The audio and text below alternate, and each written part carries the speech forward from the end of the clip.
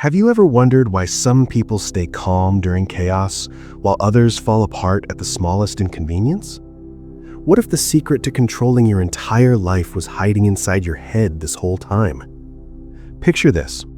Two monks are walking through a forest. They come across a stream where a young woman stands afraid to cross because the current is strong. Without hesitation, the older monk picks her up, carries her across, and sets her down gently on the other side. Hours pass. The two monks walk in silence. Finally, the younger monk explodes with frustration. He says, "We are not supposed to touch women. Why did you carry her?" The older monk looks at him calmly and replies, "I put her down hours ago. Why are you still carrying her?" Welcome to Wisdom Woven, where ancient truths meet modern lives. If this story made you pause and think, you're in the right place. Hit that like button right now. Drop a comment telling me what's been weighing on your mind lately. Share this with someone who needs to hear it. And subscribe, because what you're about to discover will change how you see yourself forever. Most people live their entire lives as passengers in their own minds. Thoughts come and go like uninvited guests. Emotions rise and crash like ocean waves. Memories replay on an endless loop. And somehow, we believe this chaos is just who we are. We accept it. We say things like, "That's just how I am," or "I can't help how I feel." But here's the uncomfortable truth. Your mind is not you. Your thoughts are not facts. Your emotions are not commands. And the moment you understand this, everything changes. Buddhism discovered something 2,500 years ago that neuroscience is only now beginning to confirm.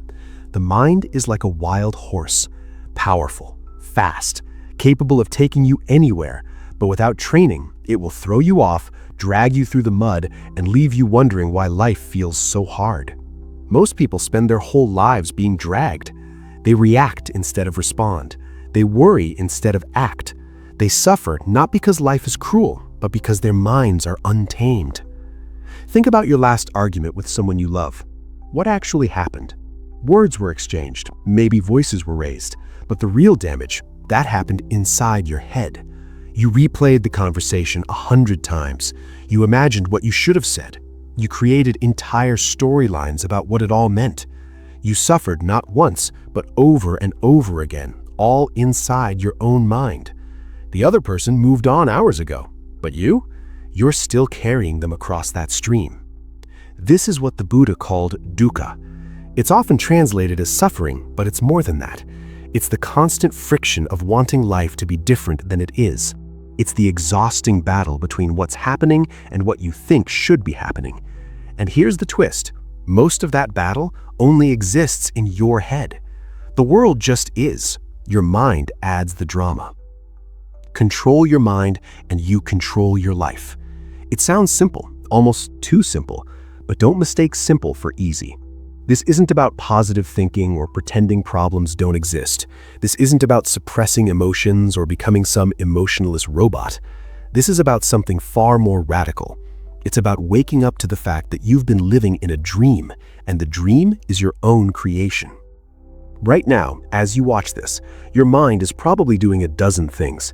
It's judging these words. It's wondering if this will actually help. It's thinking about what you need to do later. It's maybe even planning what to eat for dinner. This is normal, but here's the question. Who's in charge? Are you directing your mind, or is your mind directing you? The Buddha wasn't a god. He wasn't a prophet. He was a human being who sat down and figured out how the mind works. He discovered that suffering isn't random. It follows patterns, and once you see the patterns, you can break them. This isn't religion. This isn't faith. This is psychology that's been field tested for 2,500 years.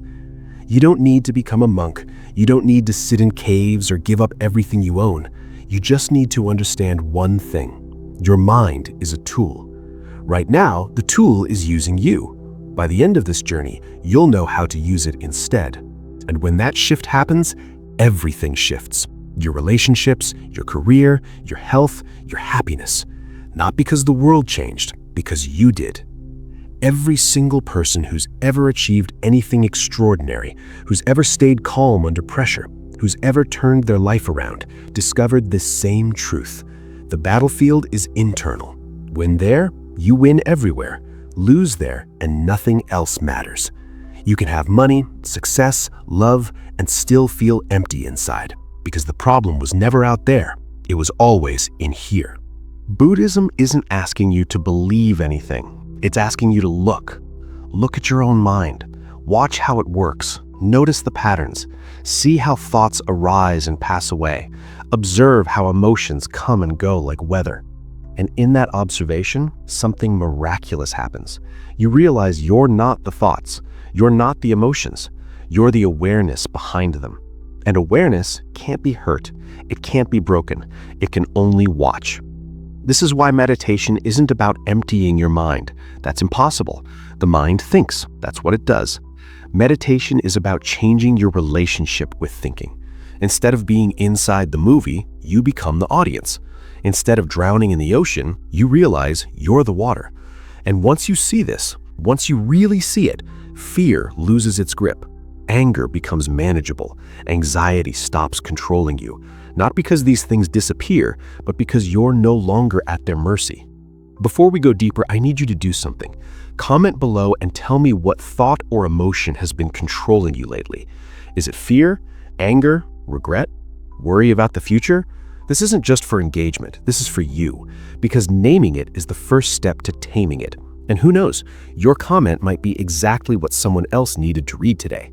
Let's build a community of people who are done being passengers in their own lives. The Buddha said that we are what we think. Everything we are arises with our thoughts. With our thoughts, we make the world. Read that again. With our thoughts, we make the world. Not the physical world, but your world, your experience, your reality. Two people can go through the exact same event and have completely different experiences. Why? Because their minds interpreted it differently. One person's disaster is another person's adventure. The difference isn't the event, it's the mind. So here's the promise. Stick with this journey through all 8 parts, and you'll learn exactly how to train that wild horse. You'll discover practices that actually work. You'll understand why you do the things you do, and you'll gain tools that monks have used for centuries to achieve unshakable peace, no matter what's happening around them. This isn't theory.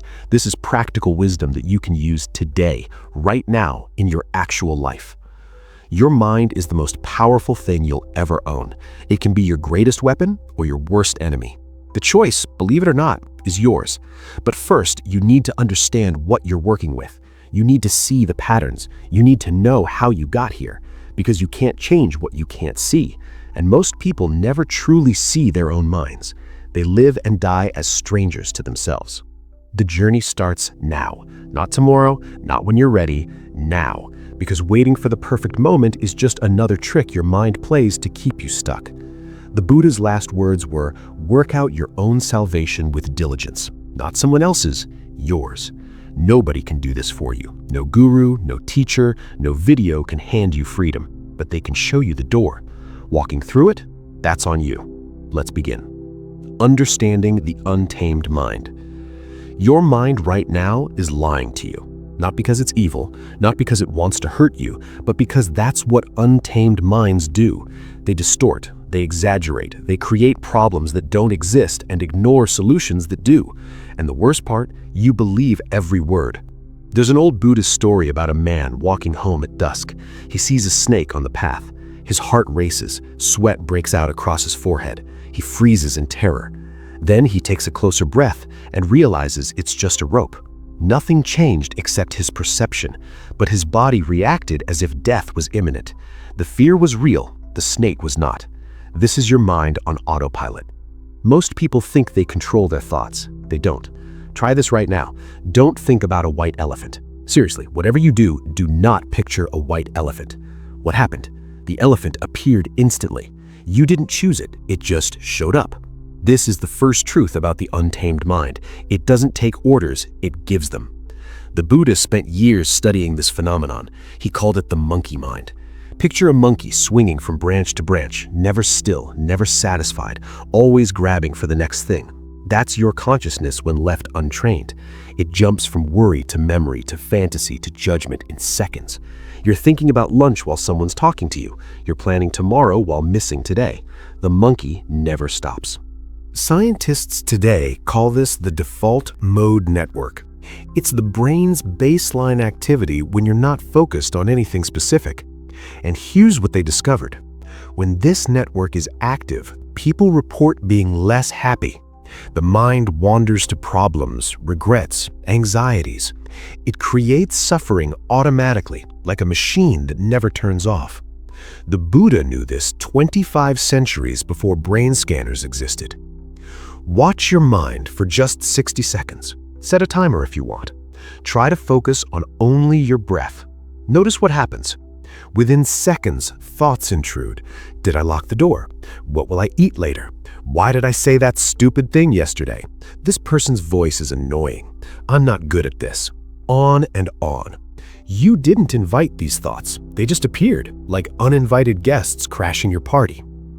Here's the problem. Most people think they are these thoughts. Someone thinks I'm worthless and believes it's truth rather than weather passing through. Someone thinks I can't do this and it becomes their identity. But thoughts are just electrical signals firing in your brain. They're not facts. They're not commands. They're just thoughts, mental events, nothing more. Buddhism teaches that the mind has 3 poisons: greed, hatred, delusion. Every bit of suffering you've ever experienced traces back to one of these 3. Greed makes you grasp for what you don't have. Hatred makes you push away what you do have. Delusion makes you misunderstand what's actually happening. And the untamed mind cycles through these poisons all day long without you even noticing. Think about your phone. You check it constantly. Why? Because your mind is greedy for stimulation. It can't sit still. It needs the next hit of dopamine. That's not weakness. That's an untamed mind doing what untamed minds do. They seek pleasure and avoid pain with zero concern for your long-term well-being, like a toddler demanding candy for breakfast. The hatred poison is sneakier. It shows up as judgment, as criticism, as that voice in your head that tears you down or tears others down. Someone cuts you off in traffic and suddenly you're raging about what a terrible person they are. You create an entire story about their character based on 3 seconds of behavior. That's hatred, and it hurts you far more than it hurts them. Delusion is the deepest poison. It's the fog that makes you believe your thoughts are reality. You think your anxiety about the future is the same as the future actually happening. You think your memory of the past is accurate when it's really just a story you've told yourself so many times you forgot you made it up. Delusion makes you suffer over things that never happened and never will. The untamed mind also has a negativity bias. Evolution designed it this way. Our ancestors who worried about dangers survived longer than the optimists who got eaten by predators. So your brain is literally wired to focus on threats, problems, and worst-case scenarios.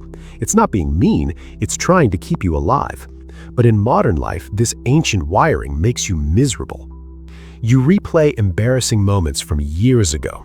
Why? Because the untamed mind thinks it's protecting you from future embarrassment by torturing you about the past. You worry about losing your job even though everything's fine. Why? Because the mind thinks constant vigilance equals safety. It doesn't. It just equals exhaustion. Here's something nobody tells you. Most of your personality is just habitual thinking. You're not naturally angry or naturally anxious or naturally pessimistic. You've just practiced those thoughts so many times they became automatic. Like riding a bike.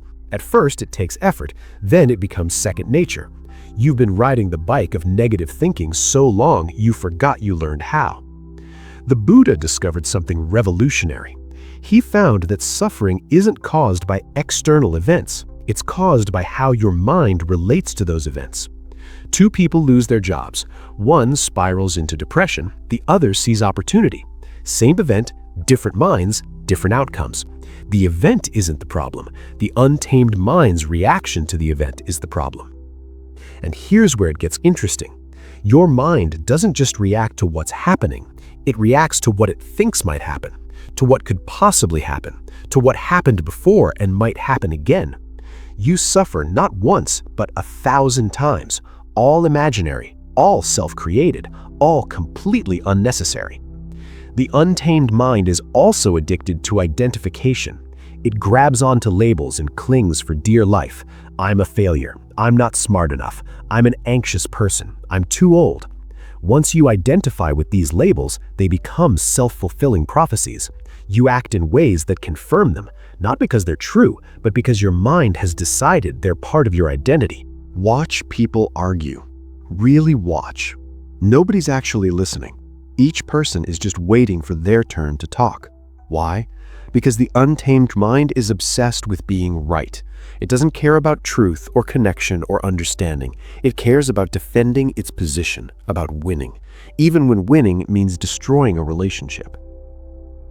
The mind also craves certainty in an uncertain world. It wants to know exactly what will happen, exactly what everything means, exactly where you stand. But life doesn't work that way. Life is uncertain, always has been, always will be.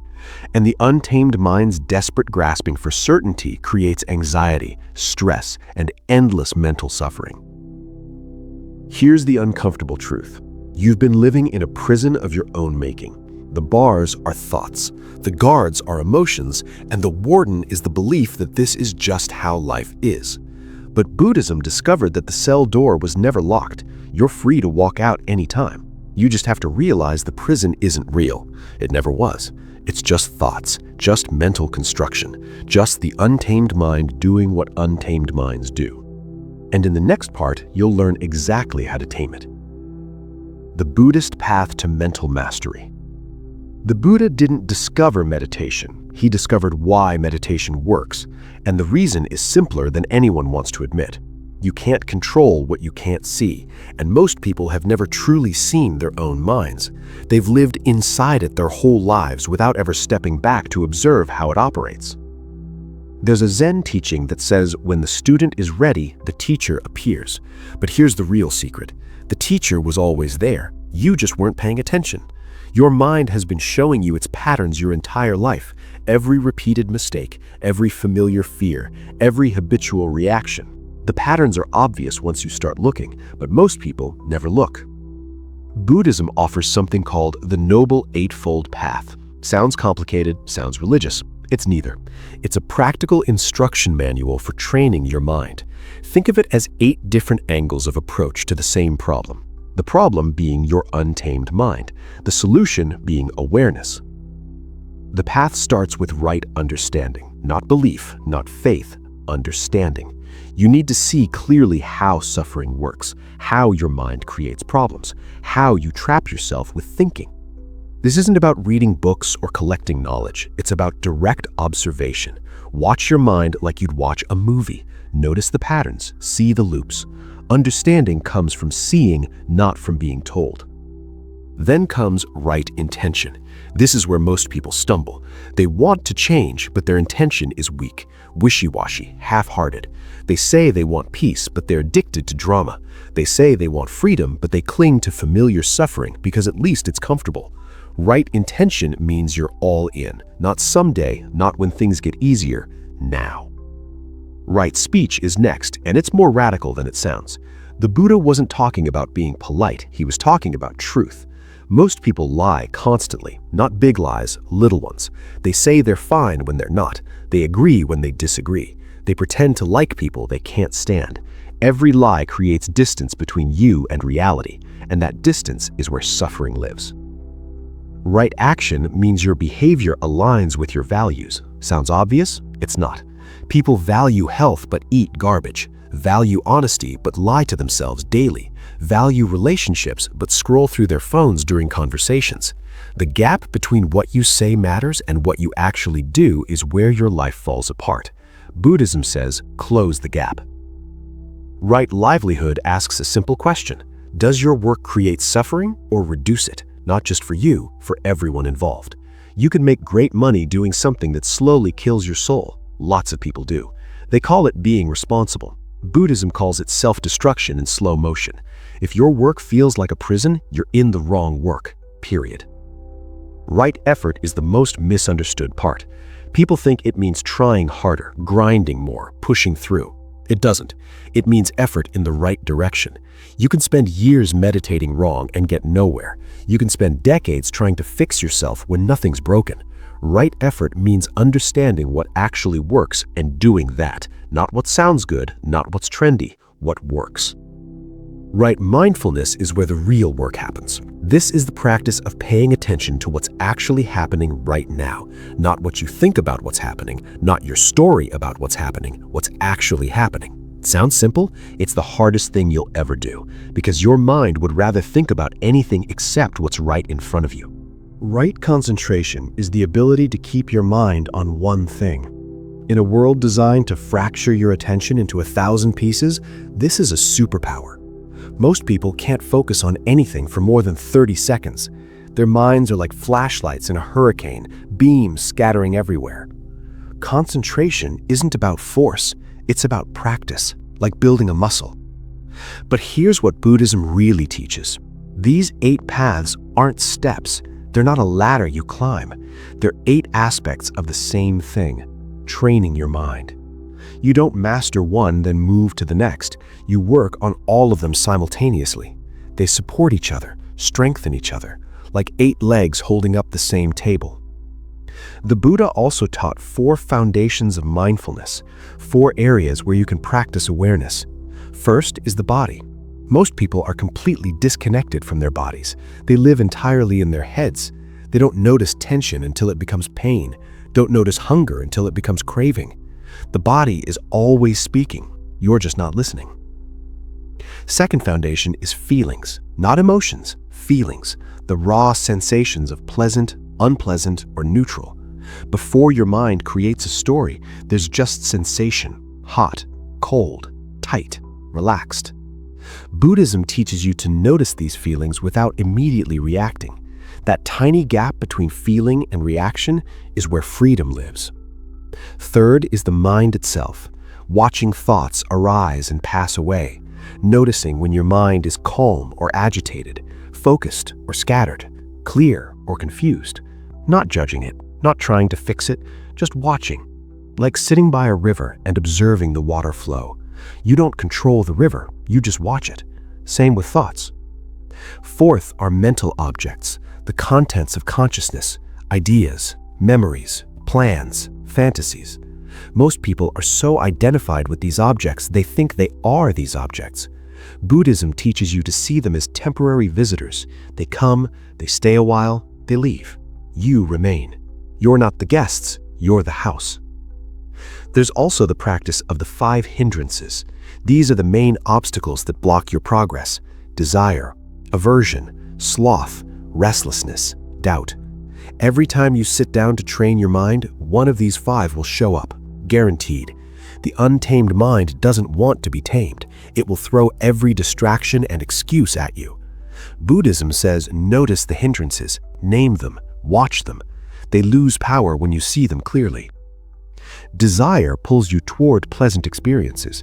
You're trying to meditate and suddenly you're craving pizza, or thinking about that person you like, or planning your next vacation. The mind would rather fantasize about pleasure than deal with the present moment. Aversion pushes you away from unpleasant experiences. Your knee hurts during meditation, so your mind screams to move, to stop, to do anything but sit with discomfort. Sloth is when you get drowsy, foggy, heavy. Your mind doesn't want to pay attention, so it just shuts down, goes to sleep. Restlessness is the opposite. Your mind is like a caffeinated squirrel, can't sit still, needs to move, needs to check something, needs to do anything but be here now. And doubt whispers that this whole thing is pointless, that it won't work, that you're wasting your time, that you should quit and watch TV instead. The path also includes loving kindness meditation, metta. This practice trains your mind to default to compassion instead of judgment. You start with yourself. May I be happy. May I be healthy. May I be safe. May I live with ease. Then you extend it to loved ones, to neutral people, to difficult people, eventually to everyone. It sounds soft. It's actually revolutionary, because the untamed mind defaults to criticism and comparison. Metta rewires that. Buddhism isn't asking you to believe in karma or reincarnation or any metaphysical claims. It's asking you to test these practices yourself. Try them. See what happens. The Buddha's last words weren't "believe everything I taught." They were "tested for yourself." This is psychology disguised as religion, or maybe religion disguised as psychology. Either way, it works, but only if you actually practice. Reading about swimming doesn't make you a swimmer, and reading about mind training doesn't train your mind. The work is yours to do. And in the next part, you'll learn exactly what's been keeping you trapped. Breaking free from mental chains. You're not trapped by your circumstances. You're trapped by your attachment to how you think things should be. This is the chain most people wear their entire lives without ever noticing the weight. They blame the job, the relationship, the economy, the past. But the real prison is the gap between reality and expectations. Buddhism has a word for this, tanha. It translates as craving or thirst, but it's deeper than wanting things. It's the desperate clinging to pleasure and the desperate pushing away of pain. It's the belief that if you could just arrange everything perfectly, you'd finally be happy. Spoiler alert, you won't, because the arrangement keeps changing and your mind keeps finding new things to crave. Watch a child with a toy. They want it desperately, cry for it, beg for it, finally get it, play with it for 10 minutes, then it's forgotten on the floor while they want something else. Adults do the exact same thing. We just hide it better. New car, new house, new relationship, new achievement. The pattern never changes. Get the thing, feel briefly satisfied, start craving the next thing. This isn't about becoming some emotionless monk who wants nothing. That's a misunderstanding. Buddhism isn't against desire, it's against the suffering that comes from clinging to desire. There's a difference between enjoying ice cream and needing ice cream to feel okay, between appreciating a sunset and desperately chasing peak experiences. The thing itself isn't the problem. Your relationship with the thing is the problem. The Buddha identified 3 types of craving: craving for sensory pleasure, craving for existence, craving for non-existence. The first one is obvious. Food, sex, comfort, entertainment. The mind always wants more, always wants better, always wants something other than what is. This craving drives most of human behavior and most of human misery. Craving for existence is subtler. It's the desperate need to be someone, to matter, to be recognized, to build an identity and defend it at all costs. You see this in people who can't handle criticism, who need constant validation, who measure their worth by likes and followers and bank accounts. They're not living, they're frantically trying to prove they exist. Craving for non-existence is the darkest form. It's the desire to escape, to numb out, to disappear. You see this in addiction, in endless scrolling, in anything that helps you avoid feeling what you're feeling. People aren't drinking to enjoy the taste. They're drinking to stop thinking, to stop feeling, to briefly escape the prison of their own minds. Here's the chain most people never see. You crave something, you get it, you feel satisfied for a moment, then the satisfaction fades. Then you crave something else. The cycle never ends. It's like drinking salt water to quench thirst. The more you drink, the thirstier you become, and somehow you convince yourself that the next drink will be different. Buddhism calls this samsara, the wheel of suffering. You're born, you crave, you suffer, you die. You're born again into the same patterns. Not literally reincarnation, though some believe that, but metaphorically. You wake up every morning and recreate the same mental prison. The same worries, the same complaints, the same reactions. Different day, same suffering. The chain also includes what Buddhism calls the 5 aggregates: form, sensation, perception, mental formations, consciousness. These are the building blocks of your sense of self. And here's the radical part. Buddhism says none of these are you. They're temporary processes, events happening. But you've mistaken them for a solid, permanent self, and that mistake is the root of all suffering. Your body changes constantly. Cells die and regenerate. The body you had 10 years ago is literally gone. Sensations come and go. Pain appears and disappears. Perceptions shift. What you thought was important last year seems trivial now. Mental formations, your thoughts and emotions, are obviously temporary. They arise and pass like clouds. Consciousness itself flickers on and off. You're unconscious every night when you sleep. So where's the permanent you in all of this? Buddhism says there isn't one. What you call yourself is just a collection of changing processes that your mind has labeled as me. And because you believe in this solid self, you spend your life trying to protect it, defend it, improve it, promote it. All that effort, all that suffering, protecting something that was never solid to begin with. This is the chain of identity. You decide you're a certain type of person. Then you have to act in ways that confirm that identity. You say you're shy, so you avoid social situations. You say you're not creative, so you never create anything. You say you're unlucky, so you interpret everything through that lens. The identity becomes a cage, and you're both the prisoner and the guard. People also chain themselves with stories about the past. Something bad happened years ago, and they've been replaying it ever since, building it into their origin story. My parents didn't love me enough. I was bullied in school. I failed at that important thing. These stories might be factually true, but the meaning you've attached to them is optional. You've decided what it means about you, and that decision is the chain. The future is another trap. People postpone happiness until some imaginary point when everything will be perfect. When I lose weight, when I make more money, when I find the right person, when the kids grow up, when I retire. Always when, never now. They don't realize they're wishing their lives away, trading the present moment for a fantasy that will never arrive, because when it does, the mind will just create a new when. Buddhism teaches that the past is gone, the future hasn't happened. All you ever have is now. But the untamed mind hates this. It wants to live anywhere except the present, because the present moment requires you to actually feel what you're feeling, to be with what is, and most people have spent decades running from exactly that. Another chain is comparison. Your mind constantly measures you against others. Am I smarter, richer, more attractive, more successful? It's an unwinnable game because there's always someone ahead of you in something, but the mind plays anyway, and every comparison creates suffering. Either you feel superior, which is hollow and temporary, or you feel inferior, which is painful and lasting.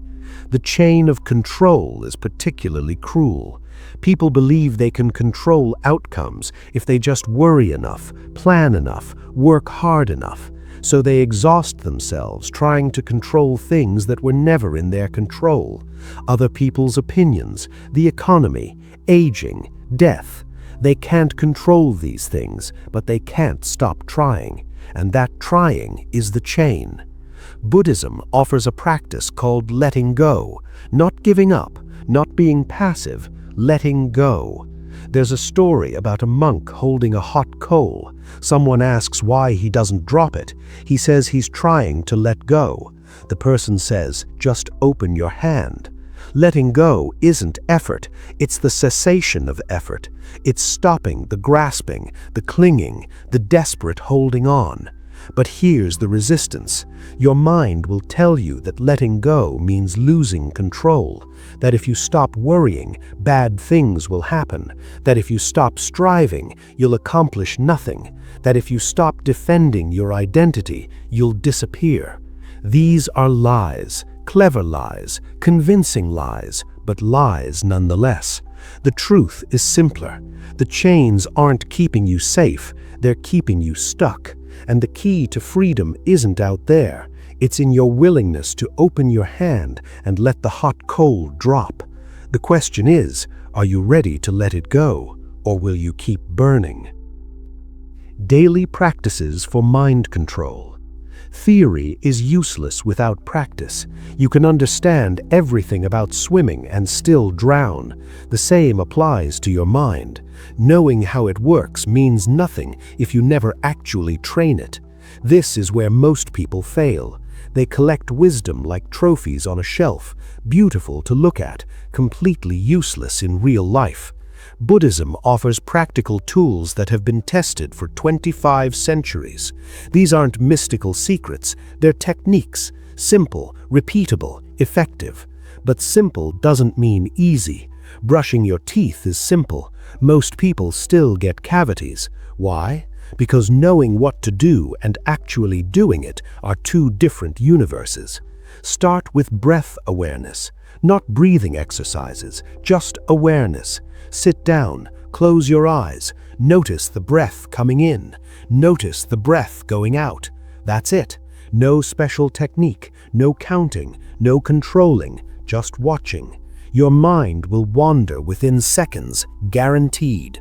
When it does, gently bring it back to the breath. No judgment, no frustration, just return. This practice sounds boring. It is boring. That's the point. Your mind hates boredom. It wants stimulation, entertainment, something interesting. Training it to stay with something as simple as breath is like teaching a wild dog to sit. The dog doesn't want to sit. It wants to run and chase and bark. But with patience, it learns. Your mind is the same. Do this for 10 minutes every morning, not when you feel like it, every morning. Before you check your phone, before coffee, before anything else. The untamed mind will give you 1,000 reasons why you don't have time, why you should start tomorrow, why this is stupid. Ignore all of it. Sit anyway. The resistance you feel is the exact reason you need to practice. Next practice is body scanning. Lie down or sit comfortably. Bring your attention to your feet. Notice any sensation there. Warmth, tingling, pressure, nothing at all. Then slowly move your attention up through your body. Ankles, calves, knees, thighs. Keep going until you've scanned your entire body. This reconnects you with physical sensations you've been ignoring for years. Most people are completely numb to their bodies. They don't notice tension until it becomes chronic pain. Don't notice stress until it manifests as illness. The body keeps the score, but nobody's reading it. This practice teaches you to listen, to notice the early warning signs, to catch stress before it becomes suffering. Walking meditation is for people who can't sit still. Walk slowly, deliberately. Notice your foot lifting, moving forward, touching the ground. The other foot lifting, moving, touching. Nothing else matters. Not where you're going, not how you look, just the simple act of walking. Do this for 15 minutes and you'll understand why monks walk so slowly. They're not being dramatic, they're being present. Mindful eating transforms meals into practice. Take one bite, chew slowly. Notice the texture, the temperature, the flavor, how it changes as you chew. Swallow, pause, then take another bite. No phone, no TV, no reading, just eating. Most people inhale their food while doing 3 other things. They finish meals without tasting a single bite. This practice brings you back to something you do multiple times every day. Label your thoughts. When a thought arises, silently note it. Planning, worrying, remembering, judging, fantasizing. Don't analyze the thought. Don't engage with it. Just label it and let it pass. This creates distance between you and your thinking. You stop being the thought and become the observer of the thought. That shift changes everything. Practice the pause. Someone says something that triggers you. Before you react, pause. Take one breath. Notice what you're feeling. Notice the urge to respond. Then choose your response instead of being hijacked by reaction. This 3-second pause is the difference between wisdom and regret, between connection and conflict, between control and chaos. Set intentional transitions. Before you start work, pause and set an intention. Before you enter your home, pause and let work go. Before you pick up your phone, pause and ask if you actually need to or if it's just habit. These micro-pauses throughout the day interrupt autopilot. They bring consciousness to moments that are usually unconscious. Practice saying no to invitations you don't want, to commitments that drain you, to people who take more than they give. Most people fill their lives with obligations they resent. They say yes to everything, then wonder why they're exhausted and bitter. Every no to something unimportant is a yes to something that matters. Your time and energy are finite. Spend them consciously. Cultivate gratitude, but not the Instagram version, not the forced positivity, toxic nonsense. Real gratitude. Notice one thing each day that you usually take for granted. Running water, a warm bed, legs that work, food in your kitchen. These aren't small things. They're miracles you've stopped seeing because they're always there. Gratitude isn't about pretending everything's perfect. It's about seeing what's actually good in what actually is. Journal for clarity. Not Dear Diary nonsense. Just dump your thoughts onto paper. 3 pages, stream of consciousness. No editing, no judging. Just write. All the circular thinking that happens in your head becomes obvious on paper. You see the patterns, the repetition, the absurdity. What feels profound in your mind often looks ridiculous on the page. That's useful information. Practice loving kindness in real situations. Someone cuts you off in traffic. Instead of rage, think maybe they're rushing to the hospital. Maybe they just got bad news. Maybe they're struggling with something you can't see. This isn't about being naive. It's about not poisoning yourself with anger over strangers you'll never see again. Your anger doesn't hurt them. It only hurts you. Do nothing practice. Sit in a chair. Set a timer for 20 minutes. Do absolutely nothing. Don't meditate. Don't think productive thoughts. Just sit. No phone, no book, no music, nothing. This will be torture at first. Your mind will scream that this is wasting time, that you should be doing something useful. Notice that reaction. That desperate need to always be productive is the untamed mind trying to stay in control. Single tasking is revolutionary in a multitasking world. Do one thing at a time. When you're talking to someone, just talk to them, not talking while checking your phone. When you're working, just work, not working with 7 tabs open and music playing and messages pinging. One thing, full attention. This isn't slower, it's actually faster because you're not spreading your focus so thin it becomes useless. Practice non-judgment for 1 hour. Notice how often you label things as good or bad, right or wrong, should or shouldn't. Traffic is bad. This weather is terrible. That person is annoying. These judgments happen constantly. For 1 hour, just notice things without labeling them. Traffic is slow. The weather is rainy. That person is loud. Facts without judgments. It's surprisingly difficult and surprisingly freeing. End each day with reflection. 3 questions. What went well today? What could I have done better? What did I learn? Not to beat yourself up, just to notice, to learn, to grow. Most people repeat the same day for 40 years and call it a life. This practice ensures you're actually evolving instead of just aging. These practices aren't magic, they're training, like going to a gym but for your mind. Nobody expects to bench press 300 pounds on their first day, but people expect meditation to solve all their problems after 1 session. That's not how training works. You show up, you practice, you suck at first, you keep practicing, you suck less. Eventually, you get good. There's no shortcut, no hack, just consistent practice over time. The question isn't whether these practices work. The question is whether you'll actually do them, because knowing means nothing. Doing means everything. Transforming suffering into strength. Pain is inevitable. Suffering is optional.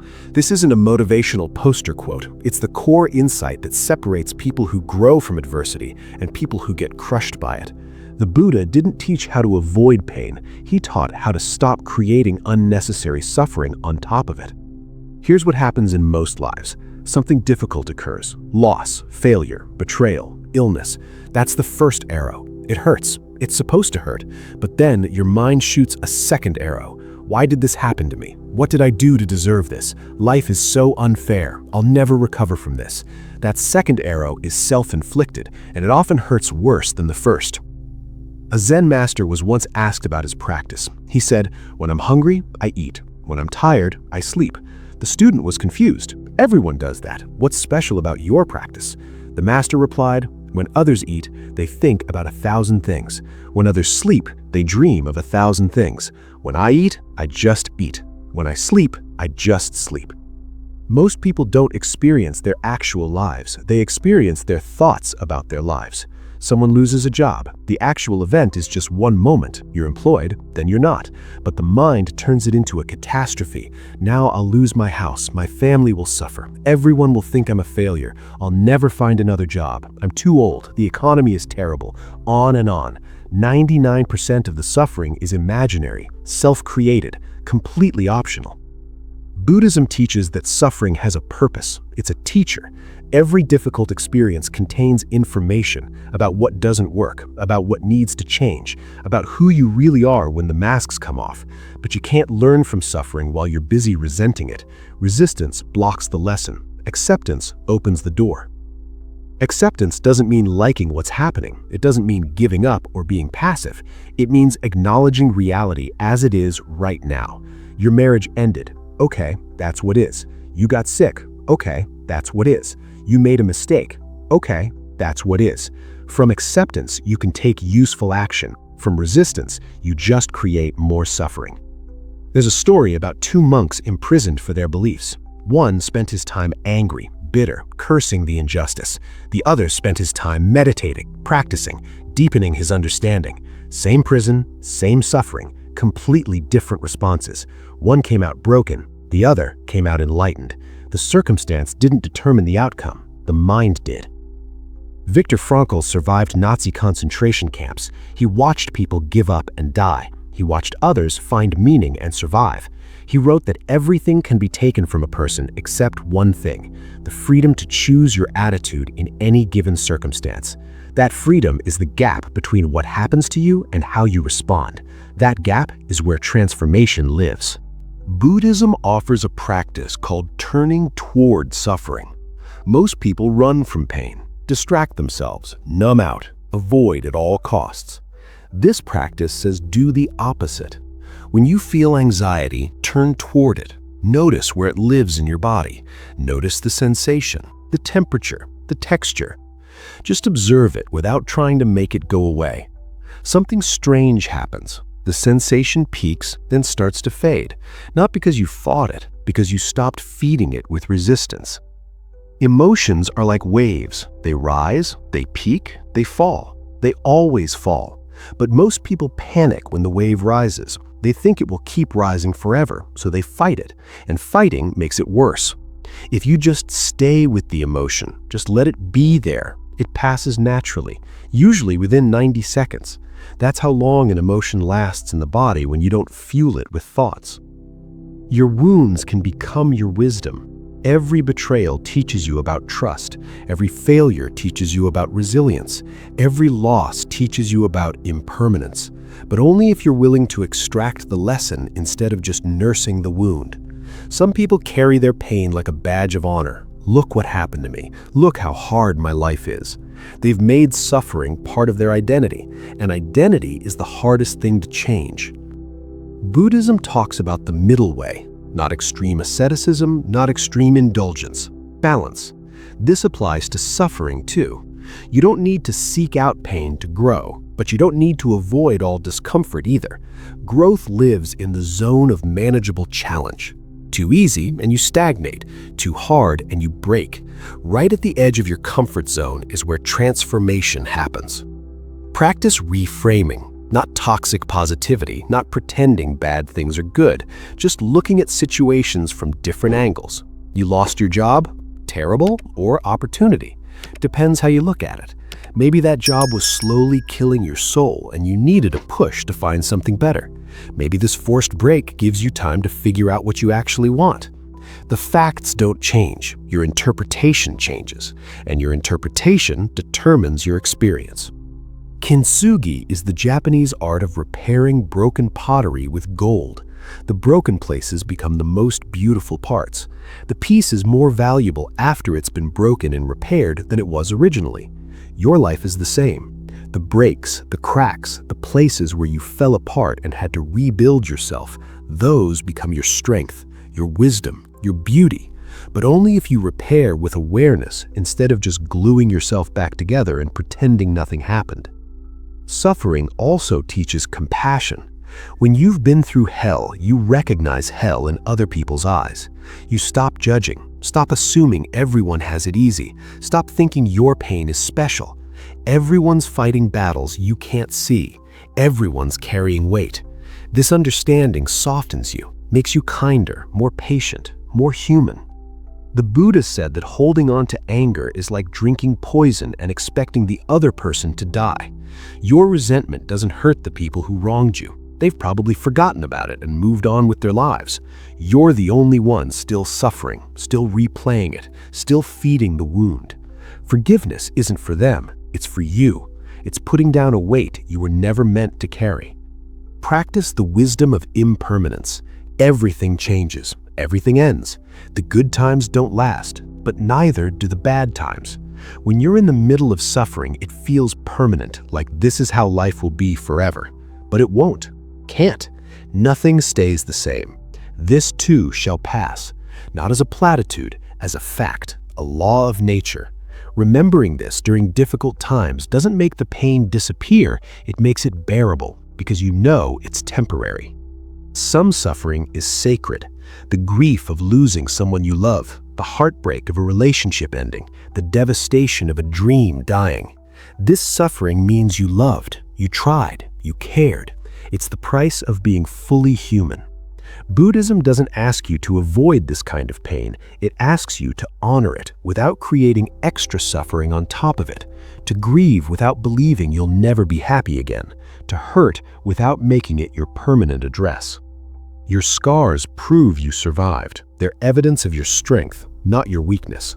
Every person who's accomplished anything meaningful has been broken and rebuilt multiple times. They just don't broadcast it. Social media shows the highlight reel, not the breakdowns in parking lots, not the nights of doubt, not the moments they almost quit. But those moments are where the real story lives, where character gets forged, where you discover what you're actually made of. The strongest steel goes through the hottest fire. The deepest wisdom comes from the deepest pain. The most compassionate hearts have been shattered and carefully mended. You're not broken beyond repair. You're being transformed. The question is whether you'll resist the process or surrender to it, whether you'll curse the fire or let it forge you into something stronger. The choice, as always, is yours. Living with clarity and purpose. Most people sleepwalk through their lives. They follow scripts written by others, do what they're told, want what they're supposed to want, chase goals that don't actually matter to them. Then one day they wake up at 50 and realize they've been living someone else's dream, or worse, no dream at all. Just autopilot, just routine, just waiting to die. Buddhism asks a dangerous question. What do you actually want? Not what your parents want, not what society expects, not what looks good on paper. What do you want? Most people can't answer this. They've spent so long performing, pleasing, conforming, that they've lost touch with their own desires, their own truth, their own voice. There's a Zen saying, before enlightenment, chop wood, carry water. After enlightenment, chop wood, carry water. The actions don't change. The awareness changes. You can live the exact same life with a completely different quality of presence. The question isn't what you do, it's how awake you are while doing it. Clarity comes from subtraction, not addition. Most people think they need more information to make decisions, more options to find happiness, more stuff to feel complete. But the Buddha taught the opposite.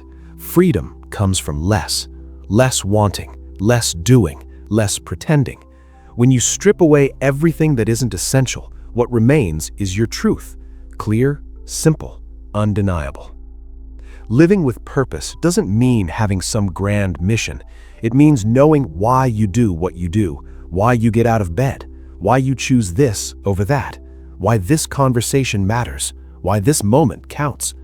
Most people move through their days with zero intentionality. They react, they drift, They follow the path of least resistance. Then they wonder why life feels meaningless. Purpose also isn't fixed. It evolves. What mattered at 20 doesn't matter at 40. What drives you today might bore you next year. The untamed mind wants certainty, wants to figure it out once and be done. But life doesn't work that way. You have to keep checking in, keep adjusting, keep asking the hard questions. Am I still growing or just going through the motions? Am I alive or just not dead yet? Buddhism teaches right livelihood as part of the path. But what does that actually mean? It means your work should not harm yourself or others. It means what you do for money should align with who you are. Plenty of people make great money doing things that slowly poison their souls. They justify it, tell themselves it's temporary, that they'll do what they love later. Later never comes, and one day they're old and rich and completely empty inside. You don't need to quit your job tomorrow, but you need to be honest about the cost. Every choice has a price. Staying in work you hate costs your mental health, your relationships, your vitality. Leaving costs security, comfort, certainty. Neither choice is wrong, but pretending there's no cost is delusion, and delusion is suffering. Clarity also means seeing people as they are, not as you wish they were. This person is unreliable. That person is selfish. This relationship is toxic. Most people see the truth but talk themselves out of it. They make excuses, give second chances that become 20 chances. Hope the person will change. They won't. People show you who they are. Believe them, not their words, their actions. Actions never lie. Living with clarity means setting boundaries, real ones, not the kind you announce then immediately violate, the kind you actually enforce. This far and no further. Cross this line and there are consequences. Most people fear boundaries because they fear conflict, so they let others walk all over them, then resent the footprints. Boundaries aren't mean, they're honest, they're necessary, they're how you protect your peace. Purpose requires saying no to good things so you can say yes to great things. Opportunities come, invitations arrive, projects beckon, and if you say yes to everything, you accomplish nothing that matters. Your life becomes a mile wide and an inch deep, busy but not productive, active but not purposeful, motion without meaning. The Buddha taught the importance of Sangha, community. You become like the 5 people you spend the most time with. Look around. Who are your 5? Are they growing or stagnant? Honest or fake?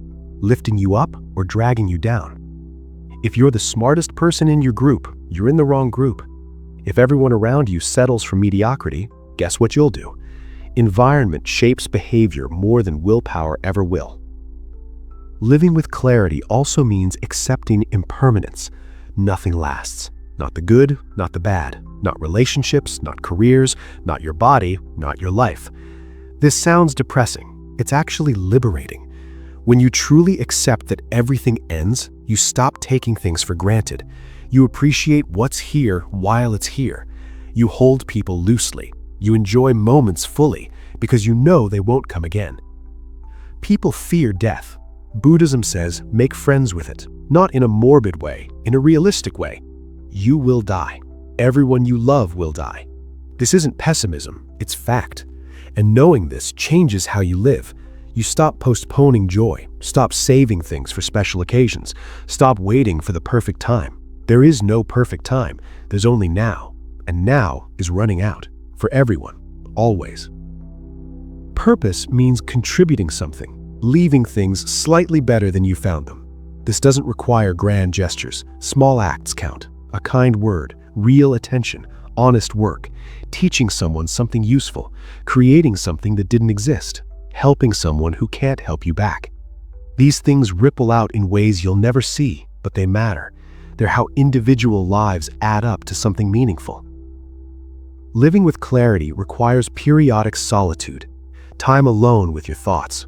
No distractions, no inputs, just you and the quiet. This terrifies most people. They fill every moment with noise, music, podcasts, TV, scrolling, anything to avoid being alone with themselves. But you can't know yourself in the crowd. You have to step away, sit with the silence, listen to what emerges.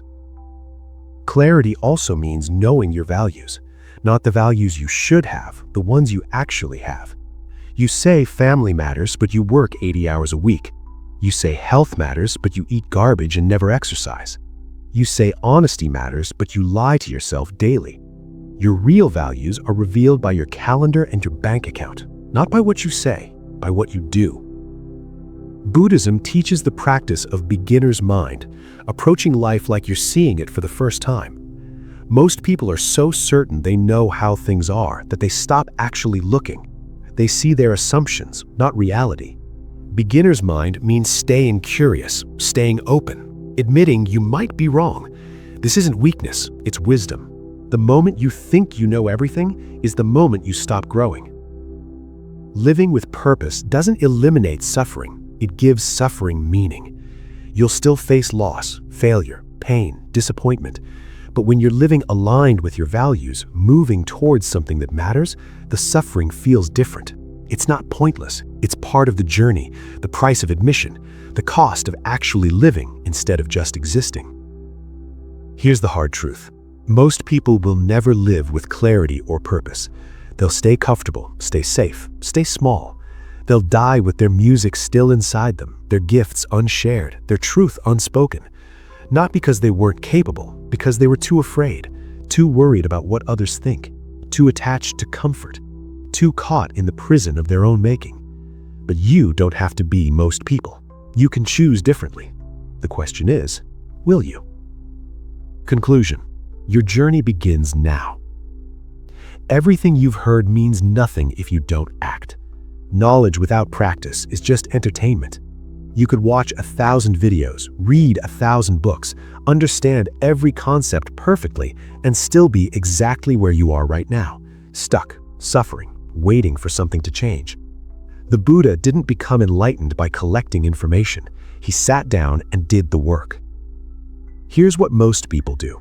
They get inspired, they feel motivated. They tell themselves this time will be different. Then they go back to their old patterns, old habits, old thinking. 3 days later, nothing has changed. A month later, they've forgotten everything. They're back on autopilot, back in the prison, comfortable in their suffering because at least it's familiar. You're at a crossroads right now. One path leads back to your old life. Same thoughts, same reactions, same results. The other path leads into unknown territory. It's uncomfortable. It requires effort. It means changing things you've been doing for years. Most people choose the first path, not because it's better, because it's easier, because change is scary, because the known hell feels safer than unknown freedom. But something brought you here. Some dissatisfaction, some pain, some voice inside saying there has to be more than this.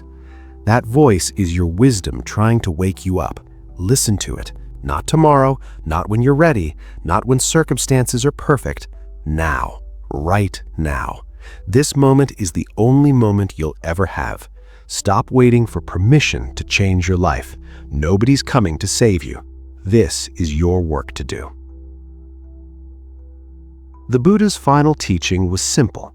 Be a light unto yourself. Don't follow blindly. Don't believe without testing. Don't wait for someone else to fix you. You are the only one who can do this work. Teachers can point, videos can inspire, books can inform, but the actual transformation, that happens in the quiet moments when you're alone with your mind, when nobody's watching, when there's no applause. That's where real change lives. Start small. Don't try to overhaul your entire life tomorrow. The mind rebels against massive change. Pick one practice from this journey, just one. Maybe it's 10 minutes of breath awareness each morning. Maybe it's the pause before reacting. Maybe it's noticing when you're trapped in thought. Do that one thing every day for a month. Master one thing before adding another. Depth beats breadth every time. Expect resistance. Your untamed mind will fight this. It likes its patterns, its drama, its familiar suffering. It will tell you this is stupid, that it's not working, that you don't have time, that you'll start Monday, that you're different and these practices won't work for you. Every excuse is the mind trying to stay in control. Notice the excuses, smile at them, then practice anyway. You will fail repeatedly. You'll skip days, lose motivation, fall back into old patterns. This isn't failure, this is the process. Nobody learns to ride a bike without falling. Nobody builds strength without struggle.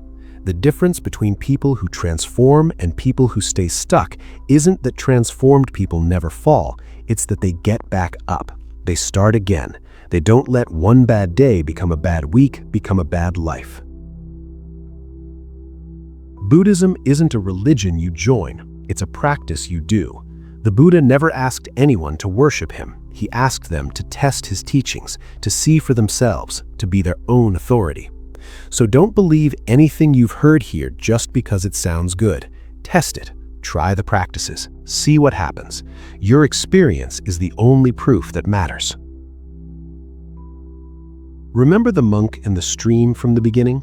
The younger monk carried that woman in his mind for hours after putting her down.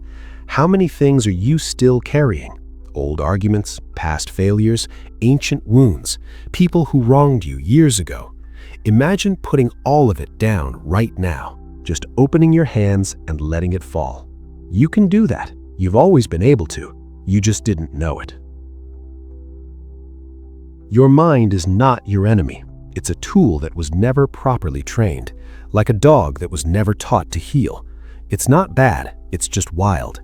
And wild things can be tamed with patience, consistency, and compassion, not through force, not through punishment, through gentle, persistent training, day after day, moment after moment, breath after breath. The world will not slow down for you. It will keep moving, keep demanding, keep distracting.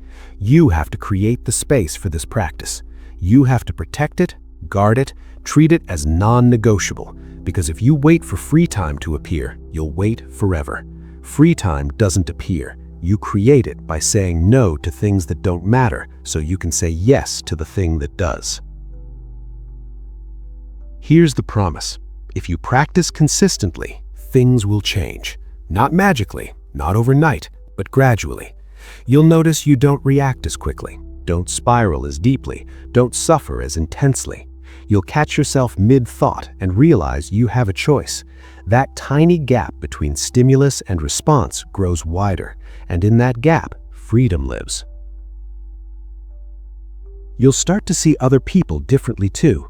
The difficult person isn't a villain, they're suffering, acting out their own untamed mind. The annoying situation isn't a personal attack, it's just life being life. This doesn't mean you become a doormat. It means you respond from wisdom instead of reaction, from clarity instead of chaos, from strength instead of fear. 1 year from now, you'll either be someone who watched this video and forgot about it, or someone who actually changed. The information is the same for everyone. The outcome depends entirely on what you do next. Not what you intend to do, not what you hope to do, what you actually do. Today, tomorrow, next week, every day. If this resonated with you, hit that like button right now. Leave a comment sharing one thing you're committing to practice, not for me, for you. Speaking it makes it real. Share this video with someone who's struggling, someone who needs to hear this, someone who's ready to change. And subscribe to Wisdom Woven, because this journey doesn't end here. There's more wisdom to uncover, more truths to explore, more freedom to claim. The Buddha sat under a tree until he understood the nature of suffering and the path to freedom. You don't need to sit under a tree, but you do need to sit. You do need to practice. You do need to commit. The tree is inside you. The path is inside you. The freedom is inside you. It always has been. You just forgot. Consider this your reminder. Control your mind. Control your life. Not someday, not eventually, now. The door to your cage has always been unlocked. You've been free to walk out anytime. The only question left is, will you? Your move.